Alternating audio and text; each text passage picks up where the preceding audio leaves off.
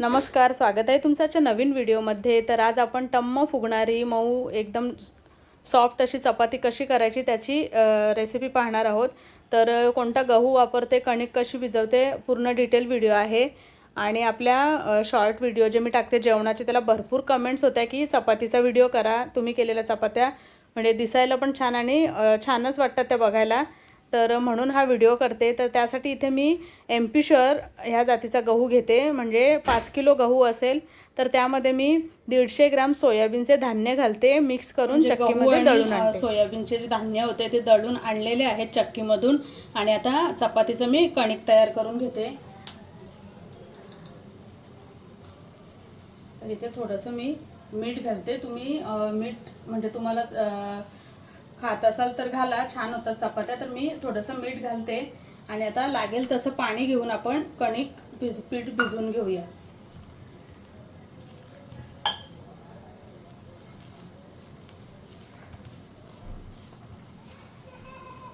मी अशा ह्याच्यात घेते पीठ भिजवायला। तर ह्याच्यात माझं म्हणणं की असं ह्याच्यामध्ये ना पटकन पीठ भिजतं, म्हणून मी ह्याच्यातच भिजवते। तुम्हाला जर पराताची सवय असेल तर परातात किंवा ताटामध्ये तुम्ही भिजवून घेऊ शकता।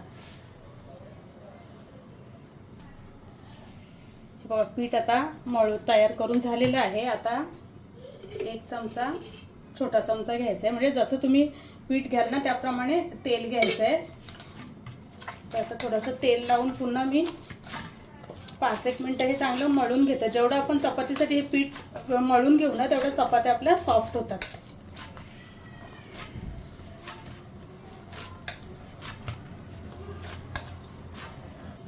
हा बघा, मस्त आता कणिक आपलं मळून झालेलं आहे। एकदम मऊ पण नाही, जास्त कडक पण, असं मस्त एकदम मळून घेतलेलं आहे मी।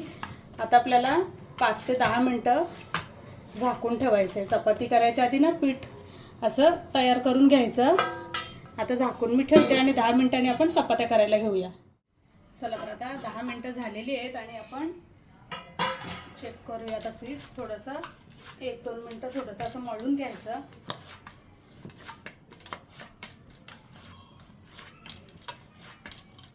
आणि आता आपल्याला जेवढी चपाती हवी आहे तेवढा कणकेचा गोळा घ्यायचा आहे आणि हे बघा असं लाटी तयार करून आता मी चपाती करायला घेते।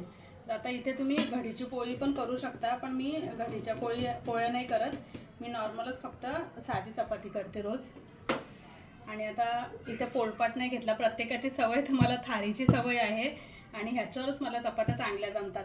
तर तुम्हाला पोळपाट, थाळी ज्याच्यावर जमत असतील त्याच्यावर करायचे आहेत। आता एकसारखी लाटून घ्यायची।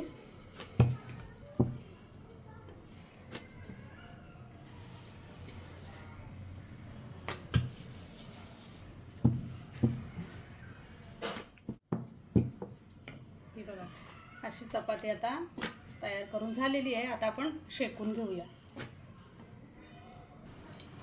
चला, तर आता तवा गरम करून घेतलेला आहे, आता आपण चपाती शेकून घेऊया।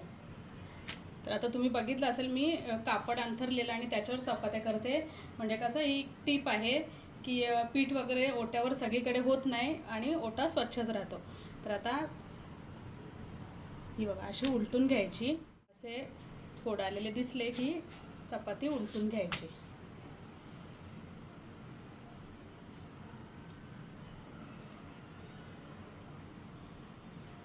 एकदम साधी चपाती मी केली होती बघा, तुम्हीच घडीची वगैरे नाही, पण छान आता सगळ्या बाजूने ती आपोआप फुललेली आहे चपाती आपली।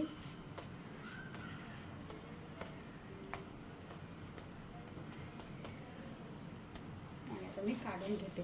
तर चपाती झाल्यानंतर नेहमी अशा जाळीवर वगैरे काढून घ्यायची, म्हणजे ती ओली होत नाही, वाफेमुळे एकदम छान कोरडी राहते। आणि चपाती काढल्यानंतर आता मी ह्याला तूप लावेन।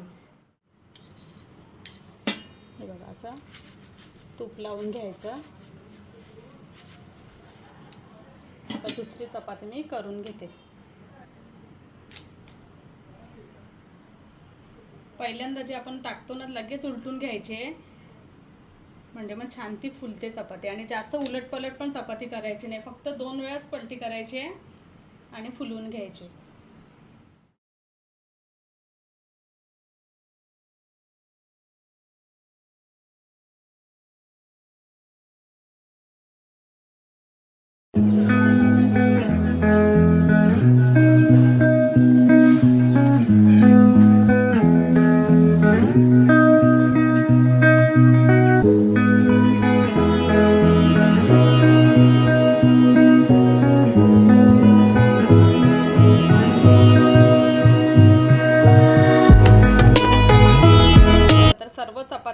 करून झालेल्या आहेत आणि चपात्या झाल्यानंतर अशा जाळीवर ठेवा किंवा टोपली असेल त्याच्यात ठेवा आणि पूर्णपणे गार झाल्या की मग डब्यात भरून ठेवा, कारण की काय होतं गरम गरम जर आपण भरले ना तर त्याला पाणी सुटतं.